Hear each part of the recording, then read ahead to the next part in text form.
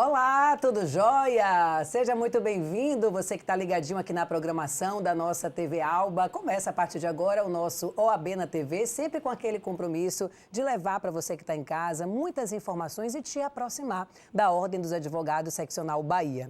Hoje aqui no estúdio com a gente estamos com o Dr. Danilo Costa, ele que é presidente da Comissão Especial de Trânsito. Aqui poderia estar tudo amarelinho, porque a gente vai falar do Maio Amarelo, um mês tão importante para a gente despertar essa consciência, né, doutor Danilo? Primeiro, seja muito bem-vindo, um prazer recebê-lo aqui novamente no nosso programa. Eu que agradeço pelo espaço, parabéns pelo programa e parabenizo também a OAB, na pessoa de Daniela Borges, por essa continuidade nesse programa da OAB na TV, que é tão importante para a sociedade e para os advogados. Com certeza, a oportunidade da gente debater vários temas, da gente trazer informações que a população muitas vezes desconhece, né? A gente estava conversando aqui nos bastidores sobre essa questão do trânsito, né, na Bahia e no Brasil, e quanto é importante um mês como esse de maio para que reverbere por todos os dias do ano, que cada cidadão tem o seu importante papel de diminuir esses números, né? Eu estava conversando aqui com o Dalmi, que amei a pauta, porque traz dados aqui atualizados dos prejuízos, por exemplo, aos cofres públicos, quando a gente tem 60% dos leitos hospitalares ocupados por vítimas do trânsito, 50% dos centros cirúrgicos. É isso mesmo, doutor Danilo? Como é que o senhor pode falar desse assunto? As notícias são boas, de expectativa de diminuição dessa catástrofe no trânsito? Infelizmente, as notícias não são boas, Milena, porque nós não temos ainda políticas continuadas para uma melhoria da gestão da segurança viária. Estamos aí com um programa novo, que é o Penatrans, com esse objetivo, que é exatamente a redução de 50% dos acidentes e vítimas de acidentes de trânsito nessa próxima década. A Bahia aderiu a esse programa, implantou o Comitê de Gestão de Segurança Viária exatamente para que isso saia do papel e vire uma realidade para a sociedade. Esses dados estatísticos nos levam ao pódio de quarto colocado mundialmente nas questões de vítimas de acidente de trânsito e traz a gente aí uma reflexão de quanto o trânsito impacta na vida da sociedade, tanto na saúde pública, como na questão das famílias mazeladas com essas vítimas de trânsito, que a gente fala que a vítima não é só a pessoa que se acidentou e ali teve sua vida ceifada ou está com sequelas, mas também todos os seus familiares que dependem daquele ente querido, às vezes até para trazer a manutenção daquela família na parte alimentar. Então, esses dados, infelizmente, são verídicos e a gente tem trabalhado e a OAB apoiando institucionalmente para que isso seja reduzido o mais rápido possível. Doutor Danilo, se a gente pudesse falar assim, da importância, né, do Maio Amarelo, dessa campanha de conscientização, que inclusive pouca gente sabe, mas é uma campanha internacional, né, de reverberação dessa questão da consciência no trânsito. Como é que estão aí os números dessas ações aqui na Bahia e a importância mesmo desse mês para trazer resultados de diminuição, por exemplo, do número de acidentes? A gente já tem assim, estatísticas que comparem isso? Já temos sim. O Maio Amarelo é uma simbologia. Nós acreditamos que essa campanha e essas campanhas têm que ser ações continuadas, não só no maio. Então, nós temos campanhas aí previstas pela Secretaria Nacional de Trânsito anualmente e nessas campanhas nós conclamamos a sociedade para que ela venha a participar. Nós temos aí a necessidade da empatia, que poucas pessoas às vezes sabem o que significa, mas é exatamente a gente cuidar do próximo. E a campanha no Maio Amarelo desse ano valoriza esse pilar, que é Juntos Salvamos Vidas. Então, nosso comportamento no trânsito, ele realmente reverbera nesses números. Então, ao não usar o celular conduzindo o veículo, a não usar substâncias psicoativas e que tirem nossos reflexos também na condução de veículos, resguardar a segurança do veículo e também nós temos os entes públicos, né? Melhorando, como nós falamos aqui também nos bastidores, a infraestrutura viária, porque isso também impacta no trânsito. Uma novidade para o público e para quem é especialista na área de trânsito é que a gente está modificando a nomenclatura. Nós agora não vamos ter mais acidentes de trânsito e sim sinistros de trânsito. Por que isso? Qual a diferença? Acidente é algo que não seria evitável. Sim. Já o sinistro é algo que é evitável e nós temos esse dado que 6% somente desses acidentes não tem como causa a relação do condutor ou da infraestrutura viária. Então, diante disso, não podemos tratar como um acidente, uma coisa que aconteceu do acaso, mas sim por não existir políticas continuadas para evitar tanto do cidadão como dos órgãos públicos com essa questão da infraestrutura viária e educação para o trânsito. A gente começou o programa, né, trazendo esses dados que me chamaram muita atenção com relação à ocupação de leitos hospitalares, centros cirúrgicos. Como é que estão esses números em Salvador, especificamente, onde tem diversas ações, né, de conscientização? A gente teve recentemente a inauguração, né, de um monumento justamente para alertar as pessoas sobre essas vítimas no trânsito. O que é que o senhor falaria de ações, por exemplo, da capital, que são positivas e que podem reverberar aí por todo o estado? Vamos começar pelo memorial, que eu conclamo aí toda a sociedade a visitar. É um memorial exatamente para que a gente tenha de forma simbólica a representatividade de tantas vítimas e de suas famílias que temos no trânsito. Agradecer ao FENADESTRAN por ter tido essa iniciativa e à OAB por ter participado e apoiado. E através desse monumento, a gente fala que não é um ato também só simbólico. Através desse monumento, a gente conseguiu fazer com que todos os partícipes do Sistema Nacional de Trânsito, então DETRAN, CETRAN, Secretarias Municipais de Trânsito e Transporte, Abramet, que é a Associação Brasileira de Medicina do Tráfego, a própria OAB, nós nos juntássemos dentro e no círculo desse monumento para que a gente realmente fizéssemos políticas conjuntas para que esse trânsito fosse melhorado e que essas vítimas não acontecessem. Na Bahia, não é diferente do Brasil, inclusive nossos dados em algumas situações são mais críticos do que esses nacionais, porque nós não temos a municipalização do trânsito muito avançada no estado da Bahia. Então, todos os municípios, nós só temos 13% de trânsito municipalizado. Então, o que é que significa isso? Quando o trânsito não é municipalizado, ou no município nós não temos sinalização viária adequada, porque nós não temos uma Secretaria de Trânsito para olhar a infraestrutura da via, nós não temos educação para o trânsito, porque nós não temos também uma Secretaria com o viés educacional e não temos a fiscalização continuada, que é terceirizada para a Polícia Militar, que já tem todas as suas atribuições e ainda acumula essa do trânsito, acabando por não ter realmente essa efetivação e os índices aí aumentam e nosso custo e nosso número de leitos ocupados por vítimas de acidentes de trânsito são muito superiores à média nacional. E por que esses municípios não têm essa quantidade aí, 13%? Está relacionado à quantidade de habitantes ou não tem investimentos também? Na verdade, o gestor público, ele não tem o trânsito como uma prioridade. Então... E para que o trânsito seja municipalizado, há necessidade de um investimento inicial, para que depois sim, talvez, haja uma arrecadação com multas de trânsito, com educação. E o gestor, às vezes, pensa naquela relação direta, investir, estou tendo retorno. E no trânsito, esse retorno não é direto, ele é indireto, através de exatamente menos sinistro de trânsito, menos custos com saúde, menos UPAs, leitos hospitalares ocupados por vítimas de acidente de trânsito. Então, é indireto esse retorno e, infelizmente, os gestores não têm essa visão ou não alcançam o que a gente recomenda. Então, bora falar um pouquinho de custos, porque aí a gente desperta esse pessoal, né? Eu estava vendo aqui esses números de 600 mil pessoas ficam com sequelas permanentes em decorrência do acidente de trânsito, isso a cada ano. Esses números, né, que só aumentam, essas pessoas internadas, essas pessoas em leitos cirúrgicos, qual o custo disso para a gente, para que a gente desperte esses prefeitos aí do interior a investir cada vez mais, né, na consciência. É bom que os gestores estejam nos assistindo. ouvindo, os cidadãos também estão nos ouvindo. Esse custo é de R$1 bilhão por ano. E além desse custo de R$1 bilhão com saúde, nós temos os custos previdenciários que não conseguimos nem fazer essa estimativa, né? Porque as pessoas também sequeladas com acidente de trânsito, elas custam para o INSS e para algumas previdências locais, tanto municipal como estaduais. E aí esses números podem aumentar significativamente quando a gente coletar essas informações, que infelizmente nós não temos um repositório que nos traga segurança para passar um dado fidedigno.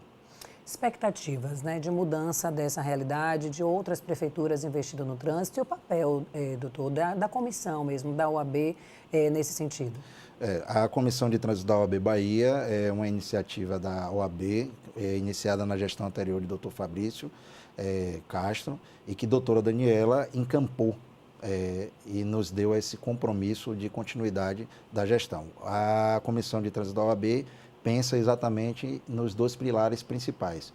Primeiro, as prerrogativas dos advogados na área do trânsito, e que nós entendemos que a prerrogativa do advogado não é algo particular, é algo que a sociedade, já que nós fazemos parte da administração da justiça, já que a gente contempla a sociedade defendendo os direitos e os interesses dele. Também temos como pilar a cidadania, então a OAB é a casa da cidadania, onde os direitos e deveres estão ali contemplados e vigiados. E por último, nós temos essa questão social, em que nós da OAB, com as nossas comissões, pretendemos orientar o cidadão e dizer a ele como se comportar preventivamente e também depois que ocorrem ou os acidentes ou então as orientações sobre multas de trânsito, comportamentos no trânsito, essas campanhas que são muito importantes. Então, a OAB vem com as suas comissões cumprir com todas essas funções e pilares que norteiam a instituição. Aí a gente pode aproveitar e já emendar com um assunto que é muito importante, que é a participação da sociedade e dos advogados mesmo nesse contexto. Nesse mês de maio, vocês vão estar com alguma campanha, alguma ação, algum evento para convidar, para fazer um chamamento mesmo a esses advogados que tenham mais, né, conhecimento sobre esse assunto? Nesse ano de primeira gestão, nós assumimos recentemente, não conseguimos organizar nenhuma campanha ativa, né? Mas estamos fazendo a participação em várias outras campanhas. Então, a OAB esteve participando já no dia 1º de maio do lançamento do Memorial das Vítimas de Trânsito. Eu vou estar participando pela OAB também de um curso no SEST Senat sobre segurança viária. Vamos participar na Trans Salvador de um evento sobre ciclistas e entregadores que usam o meio, o modal da bicicleta para entregar a alimentação. Sim.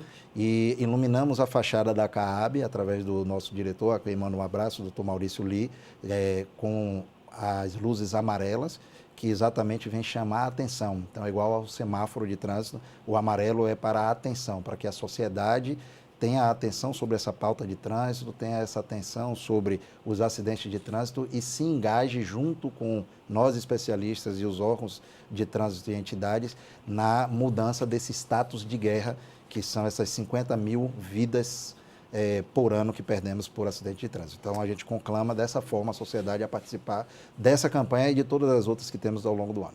Muito bem, você que está acompanhando o nosso OAB na TV, a gente está aqui com o doutor Danilo Costa, ele é presidente da Comissão Especial de Trânsito na OAB Bahia. A gente está falando sobre vários assuntos relacionados também a esse importante mês, que é o Maio Amarelo de conscientização para evitar, né, gente, acidentes de trânsito. No próximo bloco, a gente vai falar sobre o Penatrans. Penatrans. Você sabe o que é? Causou estranheza essa sigla, mas é muito importante. É um plano para redução de acidentes. A gente volta já já.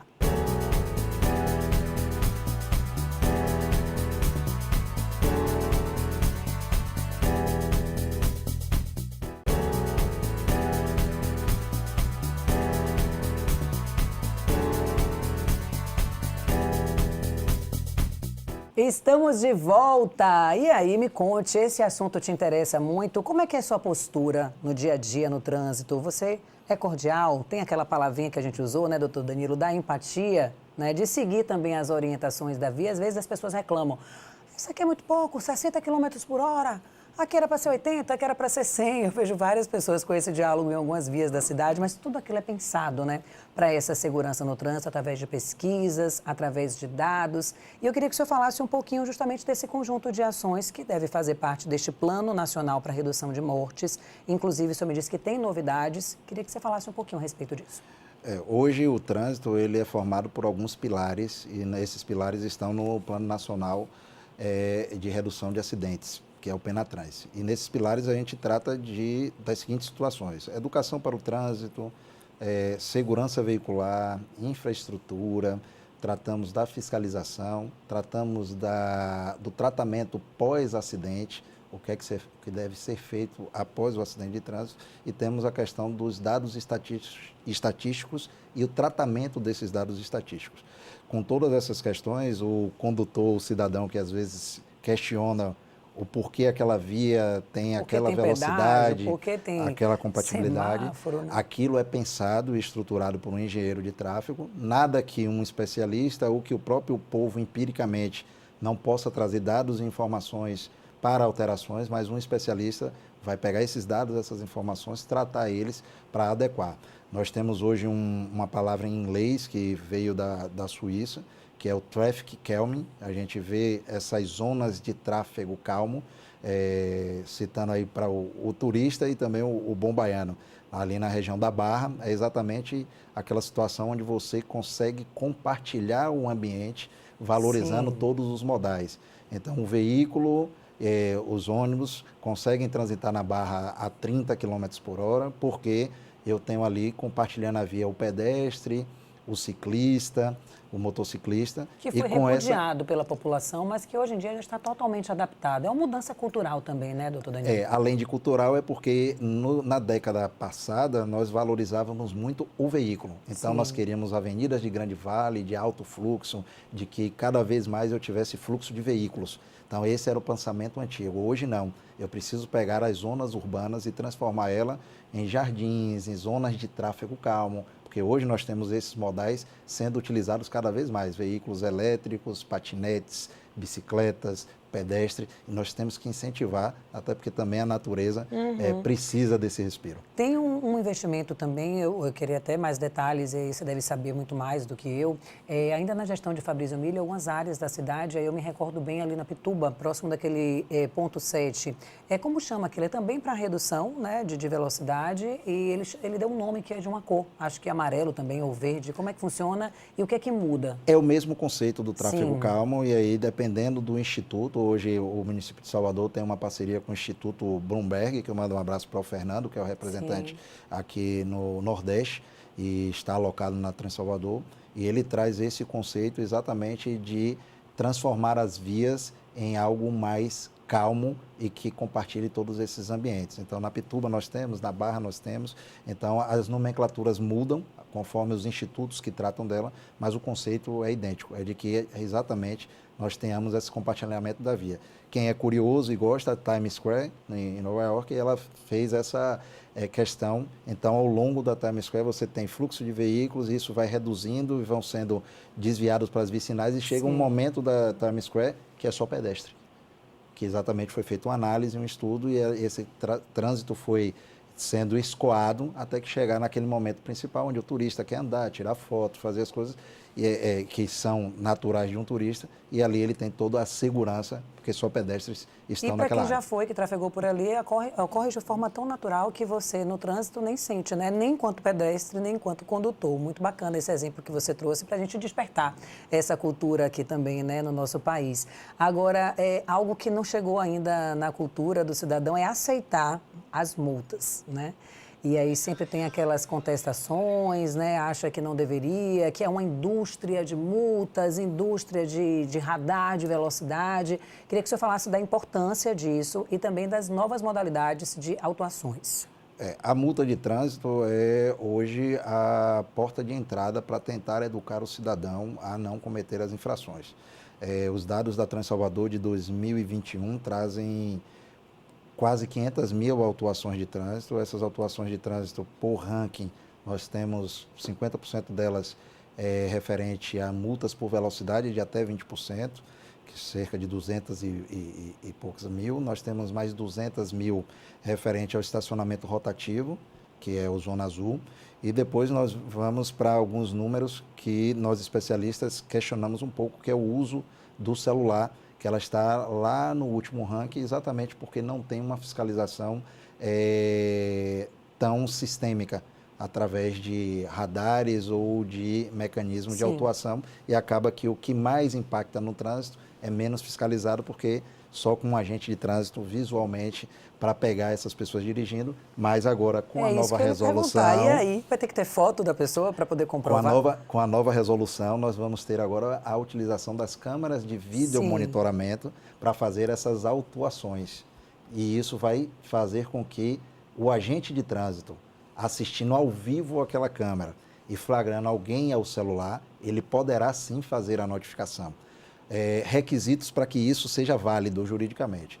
Então, tem que ser autuado por um agente de trânsito, isso não pode ser gravado, isso tem que ser ao vivo, e a via tem que ser sinalizada com aviso de que está sendo vídeo monitorada para registro de infrações de trânsito. Quando você fala isso tem que ser ao vivo, aí, exemplo, eu passei ali na Avenida ACM e estou utilizando o meu celular, a câmera de vídeo me pegou fazendo essa infração. Clica, tira uma foto com a hora, com tudo, e aí imprime, eu vou receber minha multinha em casa, como é que vai ser? Não. Ou está tão moderno que...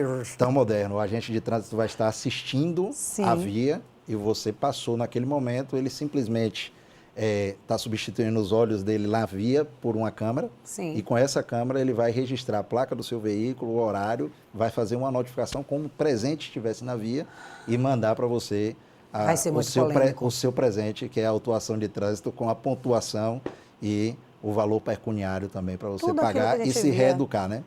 Tudo aquilo que a gente vê em filme, então, já chegou, né? A gente não tem como fugir, tá? Você que tá cometendo a sua infração, fique ligado. Isso é a partir de quando, doutor Danilo? Isso já está vigente há 20 dias, que é a resolução do CONTRAN, e agora a gente aguarda que os órgãos de trânsito venham a regulamentar municipalmente para poder sinalizar as vias, e a gente sempre conclama que haja uma campanha inicialmente educativa, para que aí o cidadão entenda, compreenda e que só depois dessa campanha educativa haja realmente as autuações de trânsito. Porque apesar da multa ser a primeira questão para educar no trânsito, ela sozinha já demonstrou ao longo dessas décadas que não é suficiente para salvarmos vidas no trânsito.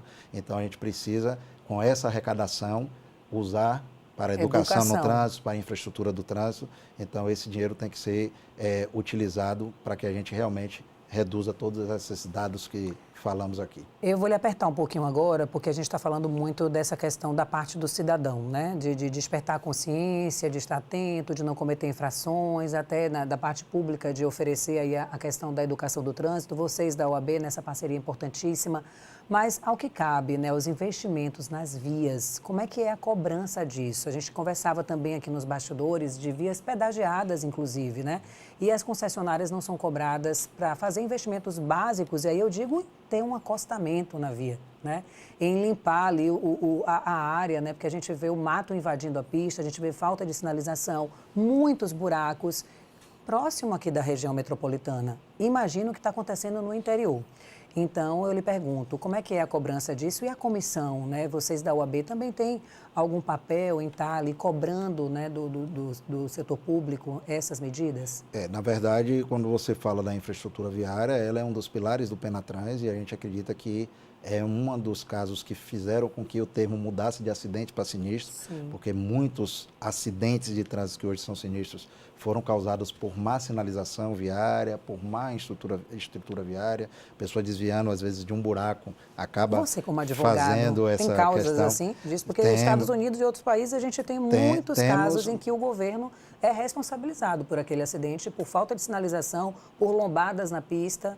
Aqui também está acontecendo isso? Temos, mas infelizmente o cidadão é desmotivado a esse tipo de ação por causa da morosidade da justiça e assim ele não tem essa paciência de entrar com essas ações e esperar o curso de um processo que infelizmente no Brasil também é uma das críticas e temos comissões da OAB também vigilante referente a essa morosidade e as questões judiciais. Mas voltando à pauta da infraestrutura, são concessões públicas, as rodovias que citamos aqui, e através dessas concessões eles precisam cumprir com cronogramas, com manutenções, com melhoramento das vias, e isso deve ser cobrado pelos gestores públicos que fizeram essa concessão no estado da Bahia, CEINFRA, e no governo federal a Secretaria Nacional de Transporte Terrestre, SNTT. Então a gente precisa questionar, polemizar a sociedade, e a OAB também faz esse papel de ajudar, recebendo as denúncias e informações, para que a gente cobre dos gestores públicos e das concessionárias uma melhoria dessas vias. Aproveitando a pauta, parabenizar a Polícia Rodoviária Estadual da Bahia, através do seu batalhão, que tem uma campanha interessantíssima, que é Pista Não é Pasto.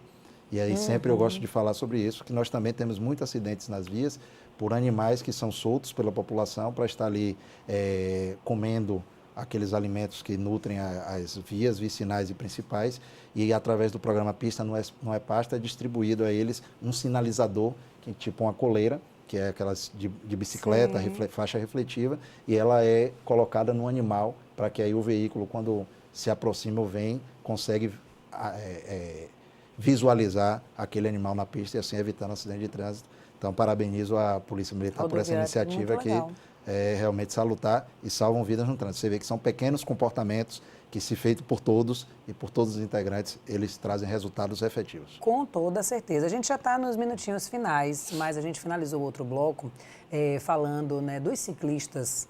E aí eu queria finalizar o programa falando um pouquinho da sua preocupação no trânsito com relação a eles, né? Tem tantos profissionais já utilizando a bike também para ganhar dinheiro.